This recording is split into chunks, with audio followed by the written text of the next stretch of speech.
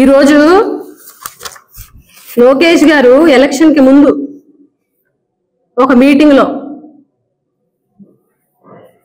అప్పుడు తీసుకొచ్చినటువంటి GO number 70 ఏదైతే ఉందో మెడికల్ కాలేజీలో 50% సీట్స్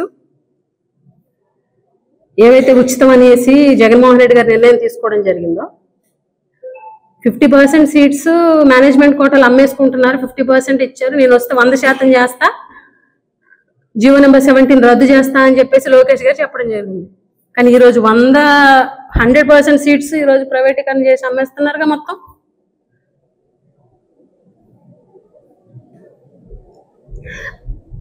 ఈ జిల్లాలో పార్వతీపురంలో ఉన్నటువంటి మెడికల్ కాలేజ్ ఏది, ఇది హాస్పిటల్ పార్వతీపురంలో అవుతుంది.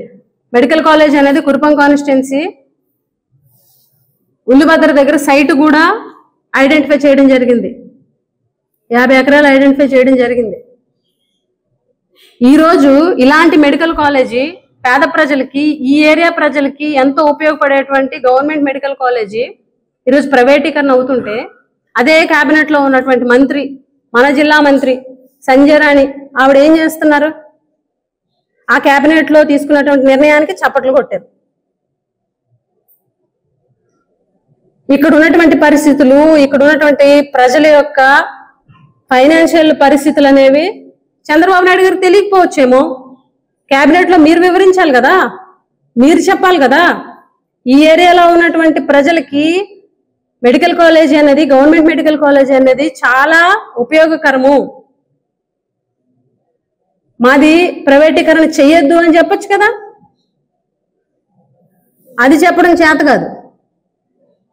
జగన్మోహన్ రెడ్డి గారి మీద వ్యక్తిగత విమర్శలు చేయడం, జగన్ గారిని తిట్టడం అవి మాత్రం వచ్చు మంత్రి గారికి. ఈవిడ గురించి ఎవరైనా విమర్శిస్తే ఊగిపోయి మరీ స్టేట్మెంట్స్ ఇస్తారు మీడియా మీద, పత్రికల మీద. మీరు అవాస్తవాలు ఎలా ప్రచురిస్తారు, అవాస్తవాలు ఎలాగా టీవీలో ప్రచారం చేస్తారు, మీ దగ్గర ఏమున్నాయి సాక్ష్యాలు అని అన్నారు. మరి అదే నోటితో జగన్మోహన్ రెడ్డి గారిని మీరేం మాట్లాడతారు, లండన్ మందులు అంటారు, ఆత్మలతో మాట్లాడతారు జగన్మోహన్ రెడ్డి గారు అని అంటారు. మీ దగ్గర ఏమి సాక్ష్యాలు ఉన్నాయి, మీ దగ్గర ఏమి ఆధారాలు ఉన్నాయి అంటే మీ దాకా వచ్చేసరికి సాక్ష్యాలు, ఆధారాలు, వాస్తవాలు ఉండాలి. ఎదుటి వాళ్ళ మీద మీరు విమర్శించేటప్పుడు మాత్రం సాక్ష్యాలు, ఆధారాలు అవసరం లేదా, మీరు నచ్చినట్టు మాట్లాడేస్తారా? నరం లేని నాలుగు ఏదైనా మాట్లాడుతుందట. మీ మంత్రి పదవులు కాపాడుకోవడం కోసం, మంత్రివర్గంలో మీ బెర్త్ కన్ఫర్మ్ గా ఉండడం కోసం ఈరోజు జిల్లా ప్రయోజనాల్ని తాకట్టు పెడుతున్నారు. ఈరోజు మొదటి సంతకం, మీరు పెట్టిన మొదటి సంతకానికి దిక్కుందా, గోవిందా. జీవో నెంబర్ 3 గోవిందా. ఈరోజు మెడికల్ కాలేజ్ ప్రైవేటీకరణ అయిపోతుంది, medical college, government medical college గోవిందా. నేను ఎప్పుడు చెప్తుంటాను కదా, అసమర్థ మంత్రి అని. మీరు ఖచ్చితంగా అసమర్థ మంత్రే. గతంలో మేమున్నప్పుడు ఈ పార్వతీపురం మన్యం జిల్లా యొక్క ప్రజల మనోభావాల్ని జగన్మోహన్ రెడ్డి గారి దృష్టికి తీసుకెళ్లి, అరకు పార్లమెంట్ అనేది చాలా పెద్ద విస్తరణ, అరకు అక్కడ హెడ్ క్వార్టర్ వస్తుంటే ఇక్కడ 50 కొన్ని దశాబ్దాలుగా ప్రజల మనోభావాలు ఏవైతే ఉన్నాయో ఇది ఒక జిల్లా ఏర్పడాలని ఆ అభిప్రాయాన్ని ముఖ్యమంత్రి గారి దృష్టికి తీసుకెళ్లి పార్వతీపురం జిల్లాని ఏర్పాటు చేయడం జరిగింది. తర్వాత మన్యం జిల్లా అని పేరు పెడుతుంటే పార్వతీపురం అనేది సెంటిమెంట్, ఇక్కడ ప్రజల యొక్క మనోభావాలు మనం గౌరవించాలి అని చెప్పి అది దృష్టికి తీసుకెళ్తే పార్వతీపురం మన్యం జిల్లా అని పెట్టడం జరిగింది. పార్వతీపురం మన్యం జిల్లాకు ఒక మెడికల్ కాలేజీ తీసుకురావడం జరిగింది.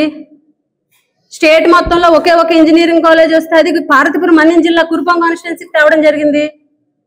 గతంలో మీరు కొత్త వలస తీసుకెళ్లిపోతే ట్రైబల్ యూనివర్సిటీని జగన్మోహన్ రెడ్డి గారితో మాట్లాడి ఇదే మన్యం జిల్లాకి తీసుకురావడం జరిగింది, సాలూరు కాన్స్టిట్యున్సీలోకి. మీరేం చేశారు ఈ జిల్లా కోసం, ఏం చేస్తున్నారు? మేము ఎప్పటికైనా ఒకటి డిమాండ్ చేస్తున్నాం ఈ ప్రభుత్వాన్ని,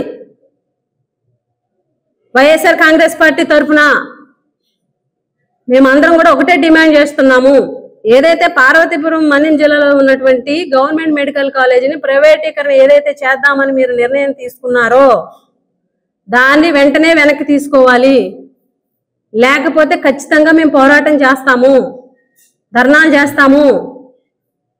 ప్రజల ఆరోగ్యం కోసం, పేద ప్రజల ఆరోగ్యం కోసం, పేద ప్రజల మంచి కోసం ఏ పార్టీలు మాకు అండగా వస్తే వాళ్ళందరితోటి కలుపుకొని ఖచ్చితంగా మేము రోడ్డెక్కి ధర్నా చేస్తామని కూడా ఈ సందర్భంగా తెలియజేస్తున్నాము. ఖచ్చితంగా ఈ ఆలోచనని విరమించుకోవాలి, ప్రైవేటీకరణని ఆపాలి. మీరు పీపీపీ అని అంటారు, పబ్లిక్ ప్రైవేట్ పార్ట్నర్షిప్ అని చెప్పేసి, ప్రైవేట్ పబ్లిక్ పార్ట్నర్షిప్ అని చెప్పేసి తీసుకొచ్చి ప్రైవేటీకరణ, అన్ని ప్రైవేటీకరణ అంట. మీరు తీసుకున్న కూటమి ప్రభుత్వంలో తీసుకున్న ప్రతి నిర్ణయం కూడా ఈ రాష్ట్రంలో పేద ప్రజలకి శాపంగా మారిపోయింది.